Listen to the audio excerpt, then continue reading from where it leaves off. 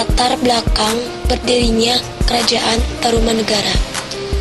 Kerajaan Tarumanegara dibangun oleh Raja Jayasinghawarman ketika memimpin pelarian keluarga kerajaan dan berhasil meloloskan diri dari musuh yang terus-menerus menyerang kerajaan Salakanegara.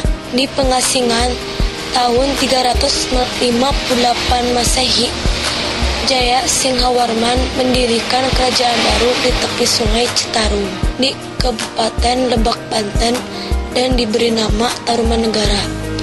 Nama Tarumanegara diambil dari nama tanaman yang bernama tarum, yaitu tanaman yang dipakai untuk ramuan pewarna benang, tenunan, dan pengawet kain yang banyak sekali terdapat di tempat ini. Tanaman tarum tumbuh di sekitar Sungai Citarum. Selain untuk pengawet kain, tanaman ini merupakan komoditas ekspor dan merupakan devisa pemasukan terbesar bagi Kerajaan Tarumanegara. Raja Jayasinghawarman berkuasa dari tahun 358 sampai 382 Masehi. Setelah Raja mencapai usia lanjut, Raja mengundurkan diri untuk menjalani kehidupan kepanditaan. Sebagai pertapa, Jayasinghawarman bergelar Raja Resi. Nama dan gelar raja menjadi Maharsi Radari, Raja di Raja Guru Jayasinghawarman. Kerajaan Tarumanegara banyak meninggalkan prasasti. Sayangnya tidak satupun yang memakai angka tahun. Untuk memastikan kapan Tarumanegara berdiri, terpaksa para ahli berusaha mencari sumber lain, dan usahanya tidak sia-sia. Setelahnya ke Cina untuk mempelajari hubungan Cina dengan Indonesia. Di masa lampau mereka menemukan naskah-naskah hubungan kerajaan Indonesia dengan kerajaan Cina, menyebutnya Tolomo. Menurut catatan tersebut, kerajaan Tolomo mengirimkan utusan ke Cina pada tahun 528 Masehi, 538 Masehi, 665 Masehi, dan 666 Masehi, sehingga dapat disimpulkan Tarumanegara berdiri sejak sekitar abad ke-5 dan ke-6. Purnawarman adalah raja terkenal dari Tarumanegara. Setelah kerajaan Kutai berkembang di Kalimantan Timur, di Jawa bagian barat muncul kerajaan Tarumanegara. Kerajaan ini terletak tidak jauh dari pantai utara Jawa bagian barat. Berdasarkan prasasti-prasasti yang ditemukan, letak pusat kerajaan Tarumanegara diperkirakan berada di antara Sungai Citarum dan Cisadane. Nama Tarumanegara dan kata Taruma mungkin berkaitan dengan kata tarum yang artinya nila. Kata tarum dipakai sebagai nama sebuah sungai di Jawa Barat, yakni Sungai Citarum. Mungkin juga terletak Tarumanegara dekat dengan aliran Sungai Citarum. Prasasti Tugu Purbacaraka memperkirakan pusatnya ada di daerah Bekasi. Sumber sejarah Tarumanegara yang utama adalah beberapa prasasti yang telah ditemukan. Berkaitan dengan perkembangan kerajaan Tarumanegara, telah ditemukan 7 buah prasasti. Prasasti itu berhuruf Palawa dan berbahasa Sangsekerta. Prasasti itu adalah: yang pertama, prasasti Tugu. Inskripsi yang dikeluarkan oleh Purnawarman ini ditemukan di Kampung Batu Tumbuh, Desa Tugu, dekat Tanjung Priuk, Jakarta. Dituliskan dalam 5 baris tulisan beraksara Palawa dan bahasa Sangsekerta. Inskripsi tersebut isinya sebagai berikut. Dulu, kali yang bernama Candrabaga telah digali oleh Maharaja yang mulia dan mempunyai lengan kencang dan kuat, yakni Raja Purnawarman, untuk mengalirkannya ke laut. Setelah kali ini sampai di istana kerajaan yang termasyhur. Pada tahun ke-22 dari tahta yang mulia Raja Purnawarman yang berkilau-kilauan karena kepandaian dan kebijaksanaannya serta menjadi panji-panji segala raja. Maka sekarang beliau memerintahkan pulau menggali kali yang permai dan berair jernih, Gomati namanya. Setelah kali itu mengalir di tengah-tengah tanah kediaman yang mulia Sang Pandeta Nenekda Sang Purnawarman, pekerjaan ini dimulai pada hari yang baik, tanggal 8 Paroh gelap bulan Palguna, dan selesai pada tanggal 13 Paroh terang bulan Caitra. Jadi hanya dalam 21 hari saja. Sedang galian itu panjangnya 6.122 busur atau kurang lebih 11 km.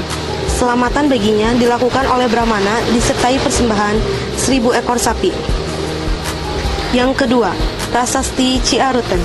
Prasasti ini ditemukan di Kampung Muara, Desa Ciaruten Hilir, Cibung Bulang, Bogor. Prasasti terdiri atas 2 bagian, yaitu inskripsi A yang dipahatkan dalam 4 baris tulisan beraksara Palawa dan bahasa Sanskerta, dan inskripsi B yang terdiri dari 1 baris tulisan yang belum dapat dibaca dengan jelas. Inskripsi ini disertai pula gambar sepasang telapak kaki. Inskripsi A isinya sebagai berikut. Ini bekas 2 kaki yang seperti kaki Dewa Wisnu. Ialah kaki yang mulia Sang Purnawarman, raja di negeri Taruma, raja yang gagah berani di dunia.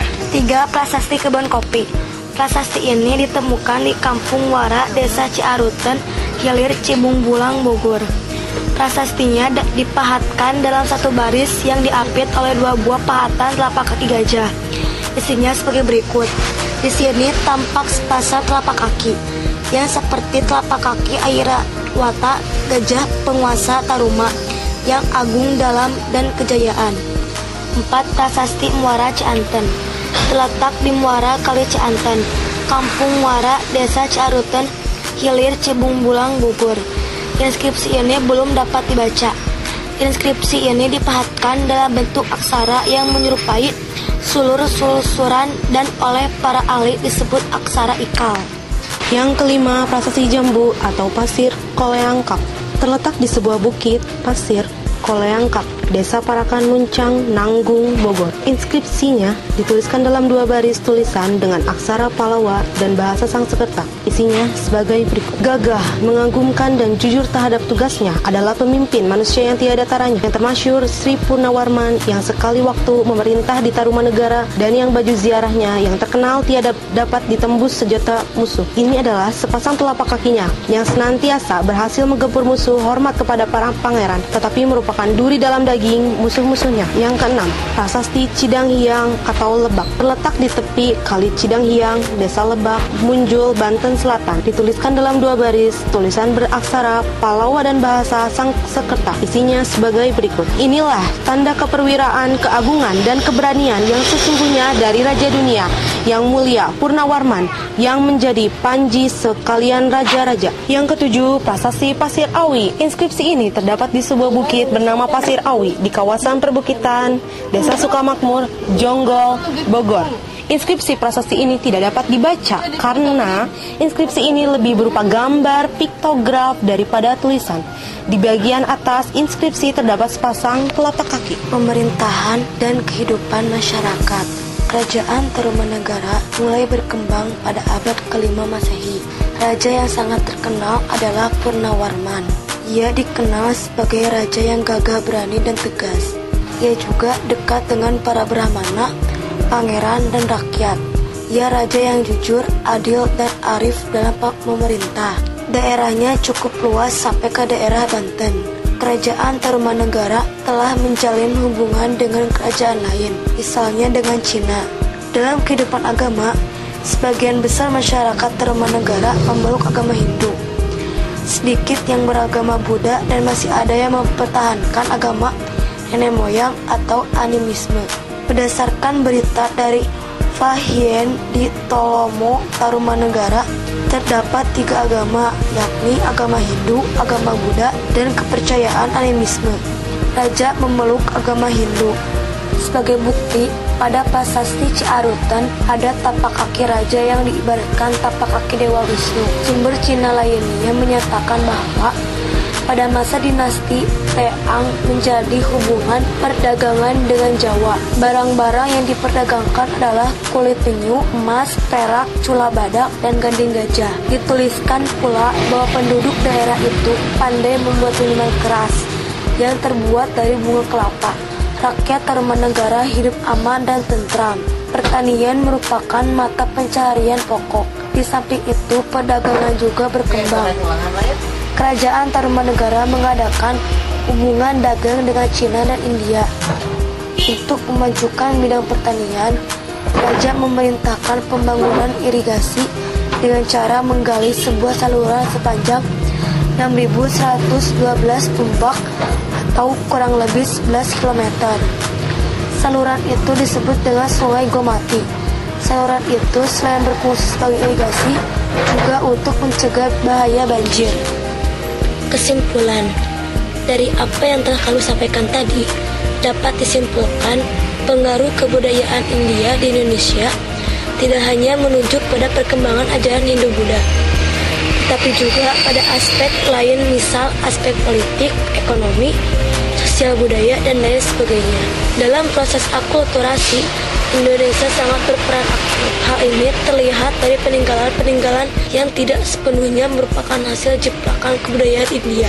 Meskipun corak dan sifat kebudayaan dipengaruhi India, namun dalam perkembangannya, Indonesia mampu menghasilkan kebudayaan kepribadian sendiri.